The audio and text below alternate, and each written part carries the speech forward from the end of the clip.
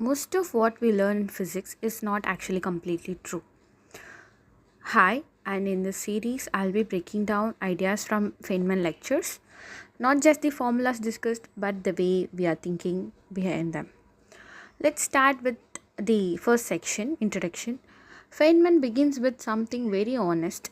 We don't actually know all the laws of physics yet. We agree, right? Physics is still incomplete. There's what he calls an expanding frontier of ignorance. And so, then what's next? Why don't we just start by teaching all the laws directly? Because we can't.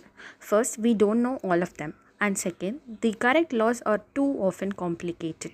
They need advanced mathematics just to understand. And so, instead, we learn physics step by step. We start with simpler ideas, even if they are not completely accurate. So, the whole gesture here is to go from simple to complex.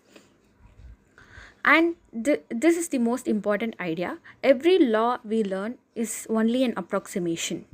We first learn something that is almost right, and then later, what we do, we correct it. Let me give you an example. In basic physics, we learn that mass is constant. A moving object has the same mass as the stationary one.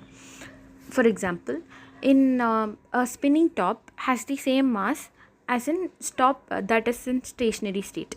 But that's not exactly true. At very high speeds, close to the speed of light, mass actually changes with velocities. At normal speeds, this change is extremely small, so we ignore it. And the constant mass idea works perfectly well, but strictly speaking, it's only an approximation. And here's the philosophical punch. Even though the difference is tiny, it completely changes how we understand space and time. So, physics is not a collection of final truths, it's a process of getting less and less wrong over time. And now comes a powerful idea. If all scientific knowledge was destroyed and you could pass on one sentence to the next generation, what would it be? That's what we will explore in next section.